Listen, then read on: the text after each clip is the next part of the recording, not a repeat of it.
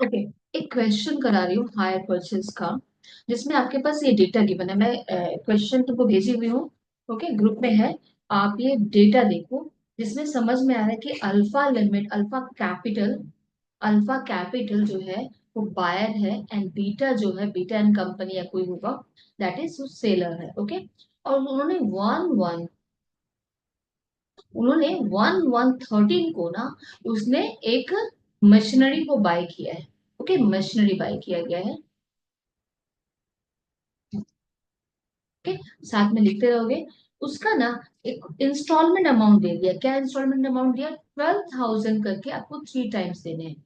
12,000 3 times देने का मतलब है ये आपका हायर परचेस प्राइस है। HPP means hire purchase price है, बिकॉज वहां पे क्वेश्चन में बोला भी है कि ये इंक्लूडिंग इंटरेस्ट है। इंक्लूडिंग जो है वो इंटरेस्ट के साथ है, जो कि है @20% पर एनम। ओके। ओके, अब क्या है, बायर जो है ना, वो थर्ड इंस्टॉलमेंट पे नहीं कर पाता है। थर्ड इंस्टॉलमेंट क्रॉस कर दे रही हूं मैं, पे नहीं कर पा रहा है। ओके, और इसकी वजह से एक ही सेंस एसेट भी है, वो कंपनी जो है बीटा एंड कंपनी फुल्ली उसको वापस ले रही है, बाय बैक मैं रिपोजिट कर ले रही है। ओके, फुल रिपोजिशन हो जा रहा है। ठीक है। तो अब इसमें आप क्वेश्चन देखोगे, आपके पास एचपीपी है, उसका इंटरेस्ट का रेट गिवन है, इंटरेस्ट रेट गिवन है, और इंटरेस्ट अमाउंट गिवन नहीं। तो मैंने लास्ट क्लास में बताया था कैसे करना है। बट इसमें जो नई बात है कि आपको यहाँ पे कैश प्राइस भी गिवन नहीं है। आप cash price plus interest hire purchase price बोलते हो, तो वहां पे कुछ तो मालूम होना चाहिए। कैश प्राइस और इंटरेस्ट अमाउंट दोनों ही गिवन नहीं है। इन दैट केस अगर कैश प्राइस नहीं गिवन है, तो एक बैकवर्ड मेथड में हम लोग कैलकुलेशन करने वाले हैं। ओके, कैसे इंटरेस्ट कैलकुलेशन करेंगे? सी, यहाँ पे हैंडराइटिंग में बहुत ये है, मैं बस बोल रही, तुम साथ में लिखते रहना। ओके, कैलकुलेशन ऑफ इंटरेस्ट है। कैलकुलेशन ऑफ इंटरेस्ट जो है वो कैसे करेंगे? बैकवर्ड मेथड में। ओके, बैकवर्ड मेथड में जब cash price is not given, okay, you have to make you need to make 4 columns, जिसमें फर्स्ट कॉलम होगा number of instalment, second column होगा अमाउंट ड्यू, लिख दूंगी इसमें at the time of instalment, amount due at the time of instalment, लिखा। हाँ ma'am. Next है interest amount. अब एक कॉलम एटलीस्ट, 2 कॉलम खुद करोगे जल्दी जल्दी स्पीड में। ओके, और फिर बाकी सब वैल्यू लिख देना है। इंटरेस्ट अमाउंट है।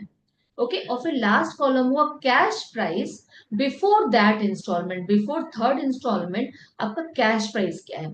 तो ही तो मैं cash price plus interest add करूंगी तो मेरे पास अमाउंट ड्यू होगा। ओके, कैश प्राइस यहाँ पे 10,000 है, इंटरेस्ट 2,000, तो अमाउंट ड्यू जो है विथ इंटरेस्ट जो एचपीपी है वो 12,000 है। ओके, ये मैंने ऐसे समझाया है। अब क्या करना है आपको इस सम्स में टेबल बनाने के बाद, आपको जो इंस्टॉलमेंट्स है वो बैकवर्ड वे पे कैलकुलेट करना है। मतलब आप थर्ड इंस्टॉलमेंट को पहले लिखिए, सेकंड को फिर उसके बाद, और फिर फर्स्ट इंस्टॉलमेंट को लिखो। ओके, थर्ड इंस्टॉलमेंट जो है वो आपको पता है कि लास्ट अगर 12,000 में पे कर रही हूँ, तो लास्ट इंस्टॉलमेंट जो बची होगी वो 12,000 की ही होगी, इंक्लूडिंग इंटरेस्ट अमाउंट है हर इंस्टॉल, हाँ, इंक्लूडिंग इंटरेस्ट अमाउंट है। तो मैंने यहाँ पे अमाउंट ड्यू में 12,000 लिखा है, बस वही बचा होगा। बट ये 12,000 जो अमाउंट है वो इंक्लूडिंग इंटरेस्ट है, राइट? तो देखो मैंने यहाँ पे कैलकुलेशन लिखा है 12,000 इंक्लूडिंग इंटरेस्ट का मतलब 100, और प्लस इंटरेस्ट अमाउंट 20%, राइट? तो 100 + 20 मैंने कर दिया, तो मुझे वो मतलब वो वैल्यू मिल गया। अगर मैं इसको इंटू 20 करती हूँ, तो मुझे इंटरेस्ट अमाउंट मिल जाएगा, है ना बच्चे? अगर 12,000 120% है तो 20% कितना होगा, वही मैंने कैलकुलेट किया, तो यहाँ पे 2,000 रुपीज आ गए। दैट इज इंटरेस्ट अमाउंट है। अब मुझे बताओ, अमाउंट ड्यू 12,000 था, और मैंने उसमें इंटरेस्ट 2,000 निकाला हुआ है, तो उस समय उस इंस्टॉलमेंट में कैश प्राइस जो अमाउंट है वो 10,000 का है। Is this clear? हाँ मैम।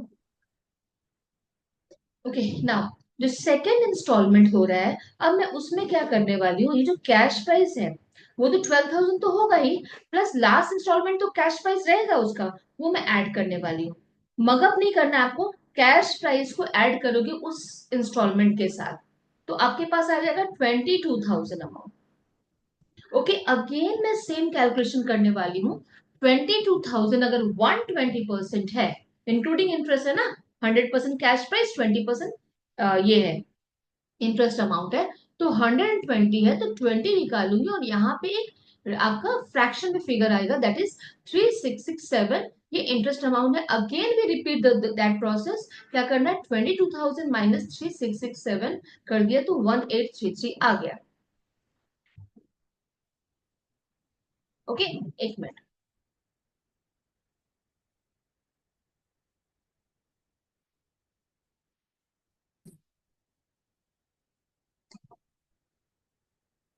तो देखो, अब है सेकंड इंस्टॉलमेंट मैंने समझा दिया, ये माइनस करूंगी तो ये अमाउंट आ गया cash price. Next first instalment में इसे ही ऐड करना है प्लस 12,000 जो अमाउंट है, ऐड किया। अगेन सेम प्रोसेस करना है आपको, डिवाइडेड बाय 120 इंटू 20 आपको अमाउंट मिल जाएगा। ओके, देन यहाँ पे आप इसे माइनस करेंगे तो ये आपको कैश प्राइस मिल गया। ये है कैश प्राइस। अब एक बात सुनो, इस क्वेश्चन में कुछ भी डाउन पेमेंट नहीं है। इस क्वेश्चन में कुछ भी डाउन पेमेंट नहीं हो। अगर यहाँ पे डाउन पेमेंट होता तो मैं इसके साथ प्लस डाउन पेमेंट को ऐड करती तो मुझे कैश प्राइस मिल जाता। यहाँ पे सिर्फ जीरो डाउन पेमेंट है, कैश प्राइस मेरा यही आ गया। डन, क्लियर है? हाँ ओके ना, अब मैं यहाँ पे दो पैरेलली अकाउंट बनाऊंगी। पैरेलली मतलब आप एक के बाद एक बना सकते हो। ओके, तो पहला मैंने बनाया मशीनरी अकाउंट और दूसरा बनाया beta company, right? Machinery account and beta company, ठीक है। देखो, यहाँ मशीनरी अकाउंट बनाना है। आपने अभी कैश प्राइस निकाला है 25278 वर्किंग नोट में। ओके, तो हमें पता है कि यहाँ पे हम लोग इंटरेस्ट अमाउंट नहीं लिखते, राइट? हम लोग सिर्फ कैश प्राइस ही लिखते हैं।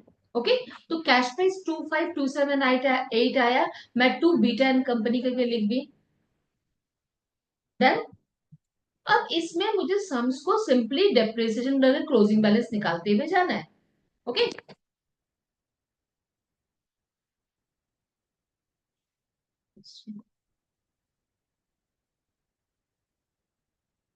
ओके, यहाँ पे हम क्या कर रहे हैं, डेप्रिसिएशन निकालना है। और इसमें बहुत इजी है, मैं क्या बताया, रिड्यूसिंग बैलेंस मेथड है और 10% है। तो मैं इस पे 10% निकालूंगी, 2527.8 होगा। मैं लिख रही हूँ 2528, मैंने इसको राउंड ऑफ कर लिया। फिर इसके बाद balancing figure this minus this करूंगी तो ये मेरे पास क्लोजिंग बैलेंस आ गया। ये क्लोजिंग बैलेंस जो होगा नेक्स्ट ईयर 1114 में टू बैलेंस बीडी आ जा रहा है। अगेन हमने इस पे डेप्रिसिएशन चार्ज किया, किस पे, इस बैलेंस पे, दैट इज 22750 पे मेरा बैलेंस आ गया 2275। 10% रिड्यूसिंग बैलेंस पे करना है। अगेन मेरे पास यहाँ पे क्लोजिंग बैलेंस आ गया। ओके, नेक्स्ट फिर से मैं यहाँ पे बैलेंस बीटी, अब नेक्स्ट ईयर आ जाएगा 1115, टू बैलेंस बीटी 20475 लिखा। और इस पे मैंने डेप्रिसिएशन चार्ज किया। अगेन मैंने 50 पैसे राउंड ऑफ करके अपर अपर राउंड किया मैंने, 2048 आ गया। Is this clear? यहां तक करने के बाद आपको थोड़ा स्टॉप करना होगा ये अकाउंट को। ओके, समझ में आया यहाँ तक? हाँ मैम। क्यों यहां तक स्टॉप करना है, क्योंकि क्वेश्चन में आपको देखो मैंने बताया था कि क्वेश्चन जो है इसमें, वो बेचारे ने थर्ड इंस्टॉलमेंट पेमेंट नहीं किया, राइट? थर्ड इंस्टॉलमेंट कब ड्यू हो रहा है, 31/12 को ड्यू हो रहा है। अगर वो थर्ड इंस्टॉलमेंट नहीं पे कर रहा है तो एंड डेट में नहीं पे करेगा, राइट? इसीलिए मैंने उस दिन तक का डेप्रिसिएशन जो होगा वो चार्ज करूंगी। उस दिन का जो इंटरेस्ट अमाउंट होगा वो भी दूसरे अकाउंट में मैं चार्ज करने वाली हूँ। ओके, इसलिए मैं यहाँ पे आके स्टॉप कर गई हूँ। अब मैं यहाँ पे जो अकाउंट, दूसरा अकाउंट बनाने वाली हूँ, वो अकाउंट है बीटा एंड कंपनी, जो मेरा क्रेडिटर्स है, बीटा एंड कंपनी। ओके,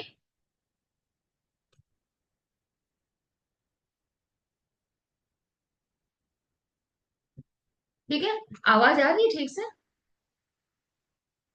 हाँ मैम। ओके, तो बीटा एंड कंपनी, अब जो मैं मशीनरी में क्या लिखा था, टू बीटा एंड कंपनी, तो बीटा एंड कंपनी में बाय मशीनरी अकाउंट मैंने लिख दिया 25278, ये अमाउंट है, हाँ 25278। ओके, फिर ईयर एंड में जाके मैं इंटरेस्ट चार्ज करूंगी, क्योंकि कुछ डाउन पेमेंट नहीं था इसलिए मैं यहाँ पे कुछ पेमेंट नहीं कर रही हूँ स्टार्टिंग डेट पे। बट मैं इंटरेस्ट चार्ज की हूँ 5055। कैसे आया बच्चे, ये रहा, ये है फर्स्ट का इंटरेस्ट अमाउंट। देखो लास्ट में जो मैंने किया था कैलकुलेशन फर्स्ट इंस्टॉलमेंट का, वो रहा 5055, मैंने वहां पे इंटरेस्ट कैलकुलेशन किया है। देखो मैंने वो मतलब बैकवर्ड किया था ना, जिससे यहाँ पे आ गया अमाउंट। इन दोनों को ऐड करती हूँ मैं, और मैंने लास्ट डेट में मैंने आपको इंस्टॉलमेंट पे किया, दैट इज 12,000 का इंस्टॉलमेंट। इंस्टॉलमेंट मैंने यहाँ लिख दिया। क्लियर है? अब इन दोनों को ऐड करती हूँ, इसे माइनस करती हूँ, तो मेरे पास क्लोजिंग बैलेंस आ गया 18333। आप ध्यान से समझ लो, अब यहां से लिखने की जरूरत नहीं, बिकॉज आपके पास सब कुछ है। ओके, इस क्लोजिंग बैलेंस को मैं अगेन नेक्स्ट डे पे 1114 को बैलेंस बीडी करके ट्रांसफर किया, 18333 आ गया।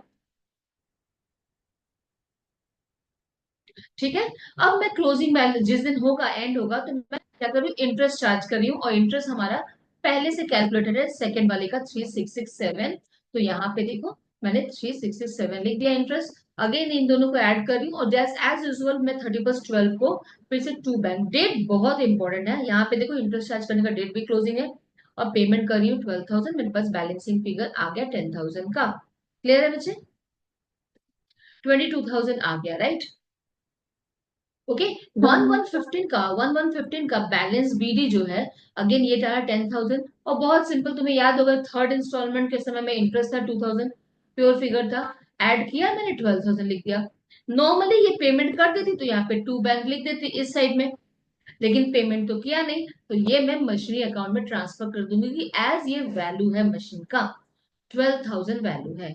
मैंने कहा भेजा, मशीनरी अकाउंट में। अब यहाँ चले आते हैं, ये रहा हमारा मशीनरी अकाउंट, देखो सी ऊपर मशीनरी अकाउंट है, और मैं यहाँ पे बीटा एंड कंपनी से मैं 12,000 जो है वो लिख दी।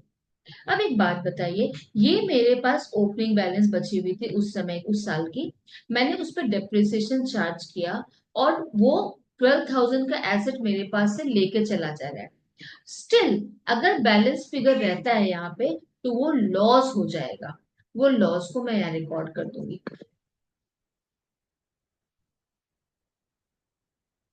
बैलेंसिंग फिगर जो है 20475 माइनस 2048 माइनस 12,6427 मेरा बैलेंसिंग फिगर आ गया। ये हमारा पूरा क्वेश्चन हो गया कंप्लीट। क्या क्वेश्चन था बताइए? ये क्वेश्चन था आपका दो चीज का, जहां पे cash price is not given, and second क्या क्वेश्चन था, जहां पे आपका रिपोजिशन हो रहा है, गुड्स का रिपोजिशन जो हो रहा है, वो भी हमने करा दिया। ओके, क्लियर है बेटा? हाँ मैम। ठीक है।